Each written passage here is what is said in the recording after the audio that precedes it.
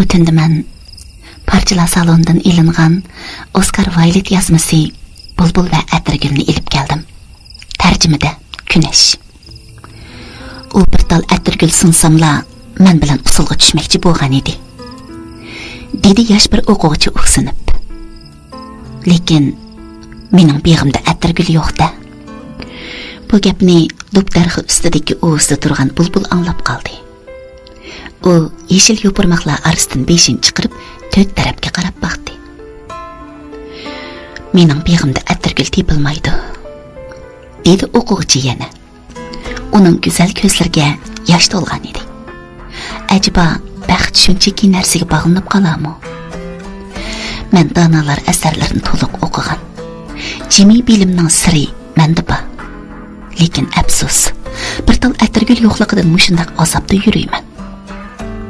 Mana, haqiqiy oshiqdan birini ko'ribdiman, dedi Bulbul o'z-o'ziga. Men mayli uni tonimasammi, kech kunduz uningga naqsha aytib beraman, uning hikoyasini yulduzlarga so'zlab beraman. Men oxir uni topdim. Uning sochlari sumbuldek qora, lavlari o'zi istavotgan Atirguldek qizil ekan. Lekin ko'ngil qiyniqi uning rangini dandan kabi oqartib, qoshlariga parishonlik izlarini silib bo'pti. Shahzoda atikash usul kechilik qiladi, dedi o'quvchi o'ziga pichirlab. U yerga shu amirqimi bordi. Uning bir tal Atirgul sunalgan bo'lsam, u men bilan tang yo'rg'ich usulga tushadi. Men uning belini quchatdim. U beshni mo'ramga qo'yatdi. Qo'llarini alqinimda ching siqatdim. Lekin mening beg'imda qizil Atirgul yo'q. Shunga u yerga borsammi, cho'qim bir yonda yolg'iz qolaman. U yenimdan parvosiz o'tgidek bo'lsa, yuraklarim par-par bo'lib ketadi. Bu rostla haqiqiy oshiqkan, dedi Bulbul. Endi mening naqsham uning azobiga atalsin. U azobda turib, menga xushallik bo'lmasin. Muhabbat ajoyib narsa ekan. Zumratdan qimmat, mishko'zdan siyrak. U anar yoki marvoyatga kelmaydi. Bozorlarda setilmaydi. Tujjarlardan tepilmaydi. Vazniga ham har qancha oltin bo'ylashmaydi. Sazandilar o'zlariga maxsus salda o'rin oladi, dedi o'quvchi yana. Ular sazlarni sayratganda mening amirqim skropka bilan chiltar kuygilar son usulga tushidi. Uchisiga har hasham kiyimlarni kiyib olgan malaylar uni o'ttirga oladi. Uning harakati yengil ham sho'x. Xuddi tapini yerga tegmaydigandeklar. Lekin usulni men bilan o'ynamaydi. Chunki menda uningga sunig'idek qizil Atirgul yo'q. U o't cho'plar ustiga yiqilib, yuzni tutib, ho'ngrab shig'lab ketdi. U nemish qishig'laydigandi? Dedi bir yeshil salma quyruqini tiklagancha yugurib o'tgach. Ha-a, zoda nemish qidi? Dedi kichikgina aptapni qo'g'lishib usul o'ynayotgan bir kebinakmi? Shuni dangla, nemish qishig'laydikin? Dedi yumran bir tupsabda yenidigiga pichirlab. U bir tal Atirgul uchun shig'laydi, dedi Bulbul ularga. Bir tal Atirgul uchun? Deb to'lishib ketdi ular. Qiziq ishda, dedi mazoqchi Salma o'zini tutamay kulib. Faqat Bulbullar o'quvchining parishonligini tushunadi. U do'p darxi ustida jimjit o'ltirib muhabbat sirlarini tasavvur qilmoqda edi. Birdan u qanotlarini echib ustiga uchib chiqdi. Arliqdagi o'rmonlikdan bir sho'ng'ib o'tibla yana sho'ldek uchib bir bog'dan o'tdi. Bir cho'plikning o'ttirisida go'zal bir tip Atirgul daraxt turadi. U ko'ribla shu yoqqa uchib bordi-da, inchki bir shaqqa qo'ndi. "Menga bir tal Atirgul bergin", dedi u ovozni unlik chiqarib. "Men senga eng yaqinlik naqshamni aytib beray." Daraxt beshni chayqadi. "Mening Atirgulim oq", dedi u javoban. Oqliqi cho'qqilardagi qardan ziyoda, xuddi dengizning ko'piklaridekla. Lekin koni kun soat yinda bir birodarim bor. Shuning yiniga borsang, hajtingdan chiqishi mumkin. Bulbul u ko'rsatgan tarafga qarab uchib ketdi. Mening atirgulim seriq, deydi u murad qilib. Xuddi qubuq taxtda o'ltirgan beliq parining chochlaridek, chimanlikda bog'vanning o'g'iq tegmay ichilgan nargis gulidek. Bo'lmasa, o'quvchining darisi yenda bir birodarim bor. Shuning qishig'i berib baqqin, balkim dardingga dal bo'la.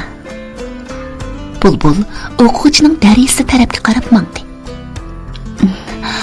Manga bir tal atirgul bergin, dedi u.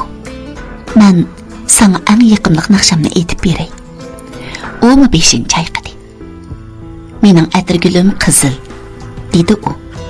Qizilliqi dengiz o'ymonlaridagi marjon tosh yalpigishdan ziyoda. Xuddi kaptarlarning pochiqidekla.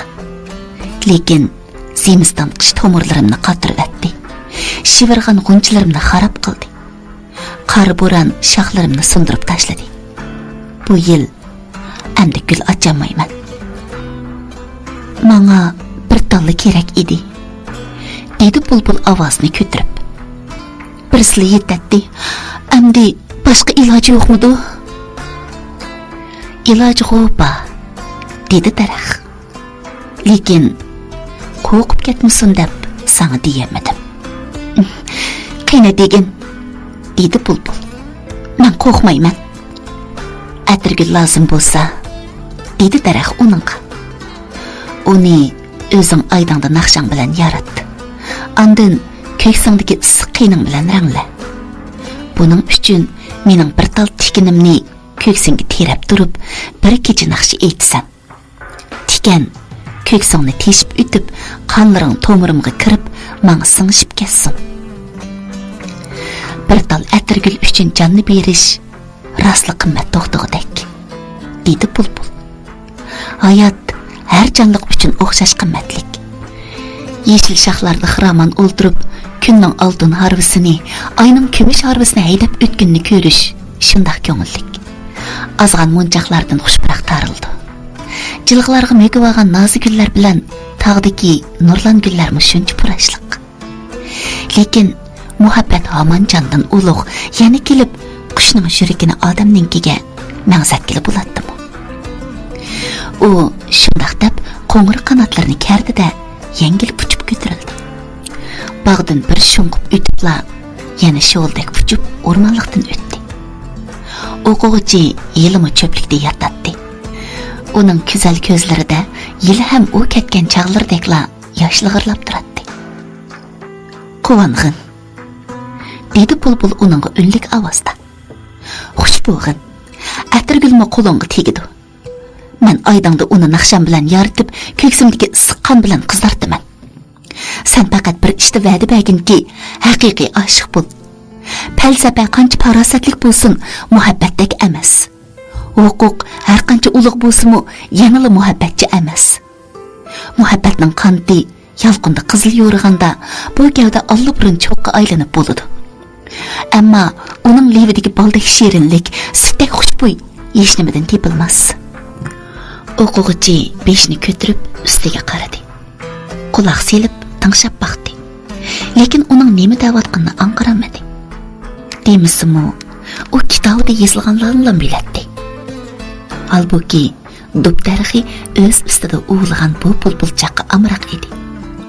Uning so'zini tushungachga tang azoblanadi. Menga oxir qitim bir naqshi aytib berginchi, dedi u pichirlab. Sen shundaqli kessang, men bak xiyirib sinib qolaman. Bulbul ma'qul bo'lib naqsini boshladi.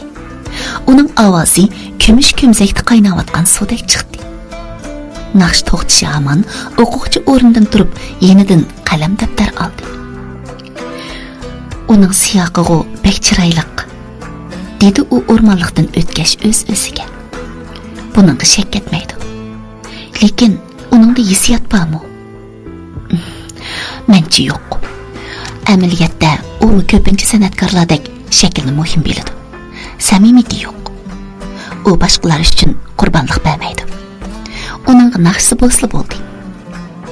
San'at degan zodi shaxsiyatchi narsa. Bo'lmasa-ku uning naqshida go'zal sutuqlarmi uchrab qoladi.